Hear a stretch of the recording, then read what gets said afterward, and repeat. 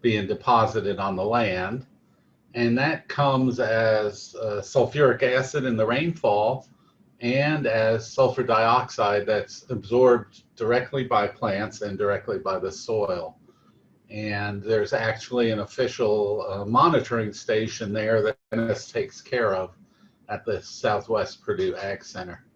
So you see, back in 2000, we got somewhere between 10 and 20 or more pounds of sulfur per acre per year deposited from the atmosphere. Well, some regulations that were put forward actually in the late 70s and early 90s finally became implemented. And most of it initially had to do with the scrubbing of the sulfur dioxide from the flue gases from coal-fired power plants. And if you've heard of byproduct gypsum, that gypsum is calcium sulfate, and that's where it's coming from, is the use of lime to take that sulfur dioxide out of the flue gas. And most of Indiana now is the deposition is less than 5 pounds of sulfur per acre per year. So we went from in southern Indiana from 20 or more as recently as 2000 down to less than 5 pounds in 2018 and 19. Well, crop uptake is substantially more than 5 pounds per acre per year. And so crops, you see the uptake of 4-ton alfalfa or 200 bushel corn, 60 bushel soybeans is in the 20 to 25 pounds of sulfur per acre per season. And then the removal for row crops is about half of their total uptake. And so even the removal of corn and soybeans is twice what's deposited from the atmosphere, where 20 years ago it was half of what the atmosphere provided. So consequently, in the past, we didn't see many sulfur deficiencies. If there were any reports, they were always on really sandy, low organic matter soils where sulfur supply is limited and loss of sulfur is high. So we'll talk about these other sources of sulfur for plants now that the free sulfur from the atmosphere is diminished. The main contributor is organic sulfur. Every percent organic matter in the soil in the top 8 inches or so contains 100 pounds of organic sulfur, which is way more than the plants need. The problem is only 1, 2, 3% of that is made available during the growing season. So that turnover of that organic sulfur by the microbes, might contribute about 2 pounds of sulfur per acre during the growing season. Some soils can retain sulfur, but most cannot. So most of the time we think about sulfate like we do nitrate, and it's just going to move with water. So it's highly leachable. And of course, the sandier the soil, the more easily things like sulfate and nitrate will leach. Some areas of southern Indiana, particularly over in the southeast and further south, can have acid subsoils. So clay subsoils that have a pH below about 6 will retain some sulfate sulfur, and plants can use it if the subsoil is within reach of the roots and it's not too acid. So it can actually get too acid, and then the roots can't utilize the water or nutrients in a very acid subsoil. And then lately we found that some of our common phosphorus fertilizers retain a sulfate contaminant. And depending on when they're put on and what the weather's like, that sulfur that's in there, in those phosphorus fertilizers, can be utilized by the crop. So where do we most frequently see sulfur deficiency? Well, sandy soils that are easily leached and low organic matter soils. Although lately we've actually had sulfur deficiencies in silt loam and silty clay loam soils, and with organic matter contents up to close to 4%. So this old rule of thumb that you're only going to see it in sandy, low organic matter soils does not appear to hold anymore. And you know, that kind of makes sense if we were getting in other areas of the world, other areas of the US, if you were getting 10 or 15 pounds of sulfur from the atmosphere, maybe you only saw deficiency in soils that couldn't provide hardly any more. But now we're seeing in heavier textured, clayier soils with higher organic matter deficiencies. Anything that inhibits that turnover of organic matter and residue sulfur is also going to favor sulfur deficiency. So early planting when it's cold, or when soils are excessively wet or excessively dry. Those things affect the microorganisms, and they don't release that sulfur or nitrogen very, very readily under those conditions. Similarly, if you look at no-till versus conventional till, the turnover of organic matter in no-till fields is slower. That's why organic matter builds up, because it doesn't break down as easily. And so they're more prone to sulfur deficiency, as are situations where there's a lot of residues. Corn after corn, a lot of residue that's low in sulfur. Or maybe from a low nutrient cereal rye cover crop. Those residues are going to have low nutrient content, low sulfur, and they may tie up some of the available sulfur that's in the soil, but they certainly don't release much sulfur.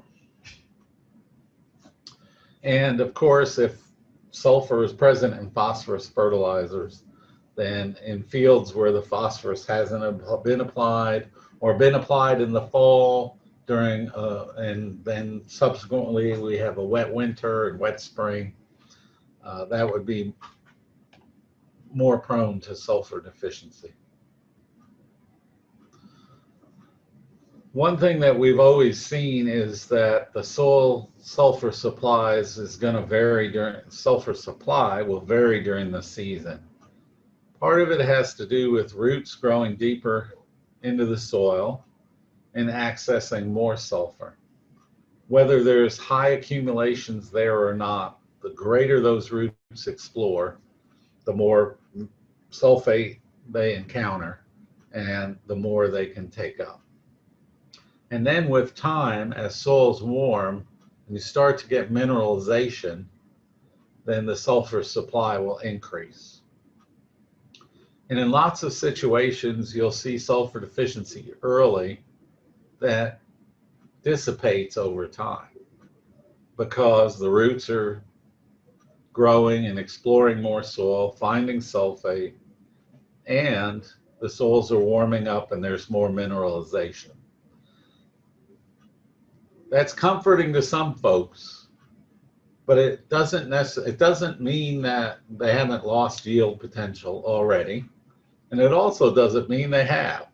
So we've found in situations where sulfur deficiency occurs early, if we fertilize side dress with sulfur, we recover all the yield. In other situations where we don't. So just because the symptoms disappeared, or as soils warmed and as the plants grew, doesn't mean you wouldn't have benefited from a little bit of sulfur earlier in the season. All right, so we'll look at some symptoms. This first picture, I think it's from 2010, and You'll note this Southwest Purdue Ag Center. If you're looking up at the hill there, and I think that's where the monitoring station is for the SO2 and sulfur deposition. And Dennis, I think, thought that that was nitrogen deficiency because we had nitrogen treatments and sulfur treatments. But it turns out that all the yellow plots at that point in time, and the one you're looking at, were the plots that did not receive sulfur. In fact, I think the plot to the right had no nitrogen, but it had sulfur. And so that pale yellow color is indicative of sulfur deficiency. And it occurs pretty uniformly throughout the plant. So it's really not worse on the bottom of the plant or the top of the plant. It's fairly uniform.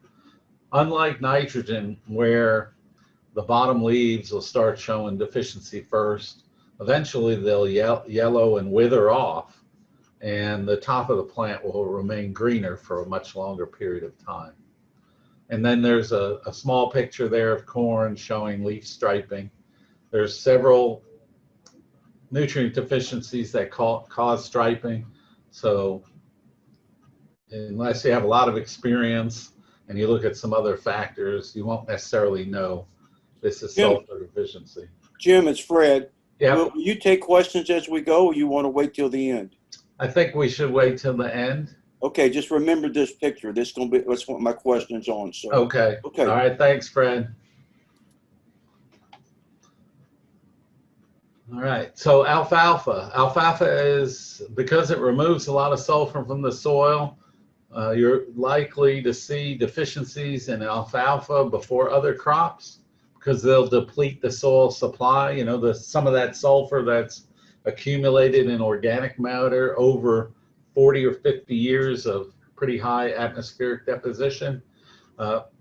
This is from southern Indiana, and it's reflecting the soil variability. So the darker alfalfa that has 0.26% sulfur, which is right at the level considered adequate, is growing in higher organic matter soil. And the lighter green alfalfa had lower organic matter soil and only 0.14% sulfur. Work in Wisconsin with sulfur on alfalfa increased yield under situations where it was limiting more than twofold. So it can have a pretty substantial impact on alfalfa. Wheat from eastern Indiana, you saw a picture earlier right there from Southwest Purdue Ag Center. Again, soil variability, and they had done some soil moving and ditching in this field, and everywhere where they disturbed the soil, they had sulfur deficiency. And you see the sufficient wheat plants in the top there had 0.23% sulfur, and the nitrogen sulfur ratio was 18:1. And where the wheat was yellow, it was 0.13% and a nitrogen sulfur ratio of 40:1. Nitrogen sulfur ratio in grasses like wheat and corn is a good indicator of deficiency, sometimes better than sulfur concentration itself. And here's a picture from Shelby County. In the foreground, you have deficient corn with a low sulfur concentration and a higher nitrogen sulfur ratio. And then soybeans. And Sean Castile has been working in soybeans. Soybeans on the left, if you saw them in a field by themselves, you might think they're just a variety with not that great a color. And they yielded about 55 bushels to the acre, so they yielded pretty good. But the ones on the right that were fertilized, taller, darker green, higher sulfur in the tissue, and they yielded closer to 70 bushels to the acre. So soybeans are particularly difficult, really probably need a tissue sample to diagnose deficiency in soybeans. And here's a picture later in the season showing the lack of sulfur caused early maturity. Well, I want to talk a little bit about some research we've done with corn, and thank my collaborators, Bob Nielsen, who may or may not be with us today virtually. He's still alive, just in case anybody's worried about that. He's still alive, but he may not be on this webinar. And Deanna Saguero, who has helped on this, has done this research, and Daniela Orgella, who's also helped conduct a lot of this research. So we started in 2017. Everything we've done is with liquid nitrogen with ammonium thiosulfate, or ATS, added to provide the sulfur. Initially, we had some studies the first couple years where we looked at sulfur in starter. And this is a picture from northern Indiana. And you can see in the middle, we either had no starter or nitrogen only starter. And the orange bars represent nitrogen plus sulfur plots. And you see the nitrogen plus sulfur has a lot more growth. And the nitrogen by itself was no different than where we didn't use starter. So in this situation early in the season, the lack of sulfur in the starter was limiting growth. Well, we only been able to look at that the first 2 years, and we had really mixed results across 10 trials. Most of the time it didn't matter. It wasn't beneficial or detrimental. And as long as we added sulfur at side dress, and if sulfur was deficient, we increased yield. We had one situation where we induced sulfur deficiency by just using nitrogen on our starter. And if we added it, it overcame that deficiency and there was no yield penalty. And then in another situation, we actually added the ammonium thiosulfate to the 2x2 starter, and it reduced yield 4 bushels per acre. And ammonium thiosulfate could be toxic. It's not immediately available. And so, maybe those things caused the yield reduction. Here's a summary of the trials to date. We've had responses in 11 of 28 trials, about 40%. The first year we worked, the first year we had a trial at Southwest Purdue Ag Center. We increased yield 22 bushels to the acre. The last couple years we haven't seen a response, and we have a trial there again this year. Other locations had sporadic or occasional responses as well, but we do have some locations like Shelby County where every time we've done an experiment, we've gotten a yield increase, or up in northwest Indiana on a sandy loamy sand soil where we've had 3 years very large yield increases. Whatever the lowest rate has been in our experiment, it's been enough, and it's been as low as 7.5 pounds of sulfur per acre. Some trials, our lowest rate was 15 pounds per acre, and it gave the optimum response. So we don't think it's going to take more than about 10 or 15 pounds of sulfur per acre. This year we have 11 or 12 more experiments, and then we chose to do all of them with about 15 pounds of sulfur per acre. Just want to mention the phosphorus content sulfur content of popular phosphorus fertilizers. So both MAP and DAP average about 1.8% sulfur. So at a rate to replace phosphorus removal of 200 bushel corn, they're going to apply between 2.5 and 3 pounds of sulfur. So that's not enough for the crop necessarily on its own, but it is definitely supplemental if it's applied in the spring, or if we have a dry winter and dry spring like we had this particular year. been able to look at this a little bit. So here's a field where the bulk of the field, the response to sulfur was only 10 bushels to the acre, but we had an area of the field where the response was 40 bushels to the acre. And we knew that MAP was applied variable rate. So different areas of the field got different amounts of monoammonium phosphate.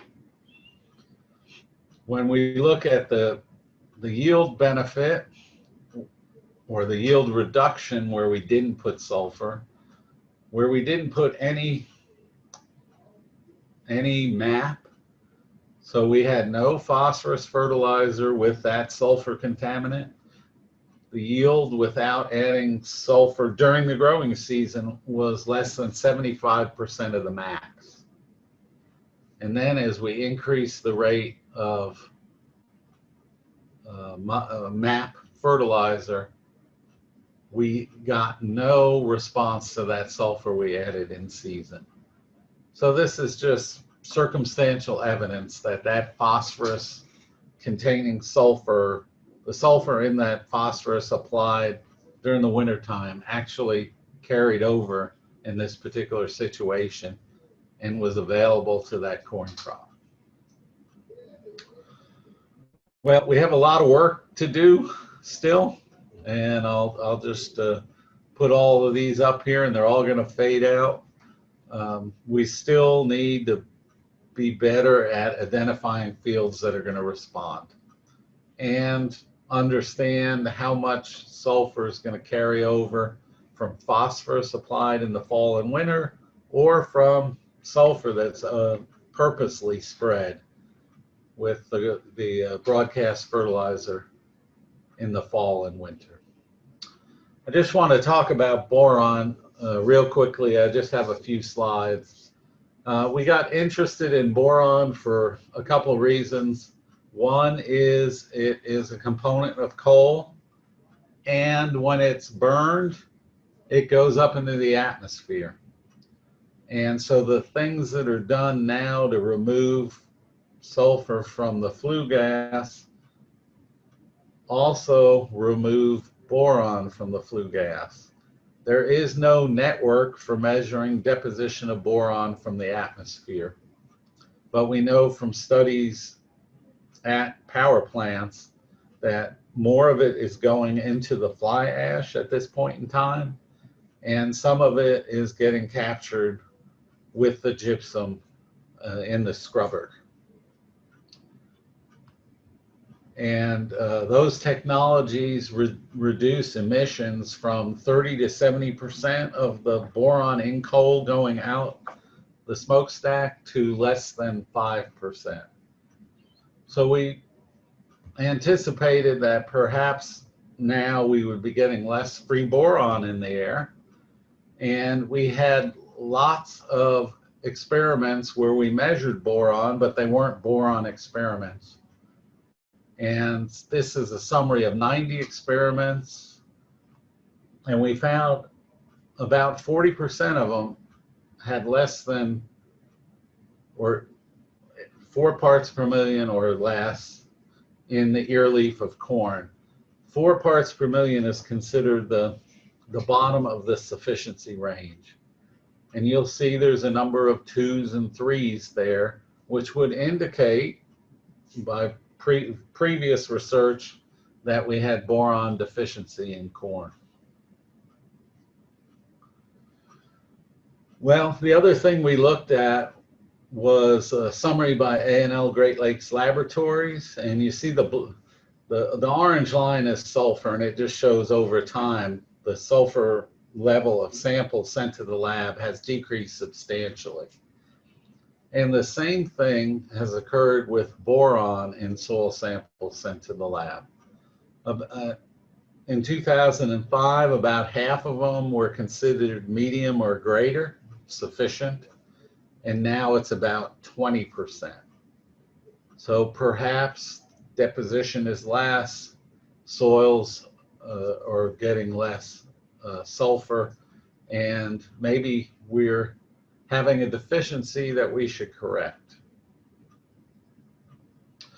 Well, Deanna and Daniela and Bob and I have done quite a few boron experiments. This should say boron trials in 2019 and 2020. They were all large plot trials. In the first year, we applied 0.2 to 0.4 pounds of boron in the side dress liquid nitrogen. In 2020, we had 1 or 2 pounds of boron in the side dress 20 UAN. We measured tissue boron and then grain yield, moisture, and grain boron. And most of our tissue, all of our tissue was between 4 and 10 parts per million. Unfortunately, we didn't have any 1s, 2s, or 3s during these experiments, but many of them were at the lower end of what is considered sufficient. And for the yield, my video's not working, unfortunately. So in none of those experiments did we have any yield effect of boron on corn. So it may be something to pursue in the future, and you may do some tissue sampling, but we found when tissue was between 4 and 10 parts per million, we got no response to adding boron as a side dress for corn.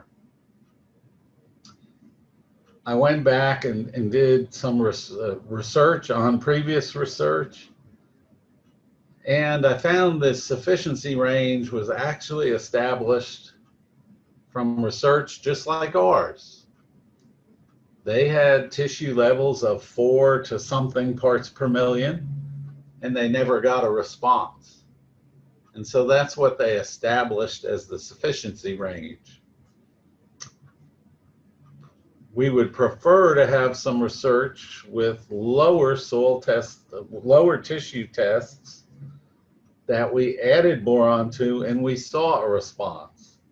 So really, at this point, all we know is if you have more than 4 or more parts per million in the leaf tissue, you will not get a response to boron. We don't know what the level is where a response will occur. So it's definitely a missing link in our research. We need to find situations where the tissue levels are lower and see if they will then respond to additional boron. With that, Fred, you're going to have to hold your question till 11 perhaps, unless it's a quick question. Well, I'll make it a quick question, and I'm going back to what Dennis had thought he was seeing. How do you differentiate early on in the season whether it's nitrogen or sulfur? Because, you know, the time I see the firing of the leaves, right, I'm way into it. Is it that striping there on the right-hand picture, Jim, that's going to help me, or do they look the same? No, sulfur will stripe, nitrogen will not. Okay. So there's also the difference in the nitrogen deficiency. You'll start on the first couple leaves and progress up, where sulfur, the whole plant will be yellow. Then the problem comes in differentiating the striping from zinc deficiency, the magnesium deficiency, and that's the two that would apply to this area of Indiana, southwestern Indiana. And then you can also have manganese deficiency in northern Indiana. And all of those are going to be pretty similar. And the best way to differentiate them is with a tissue sample. With tissue. Okay. All right. Well, thank you, Valerie. I will stop the share.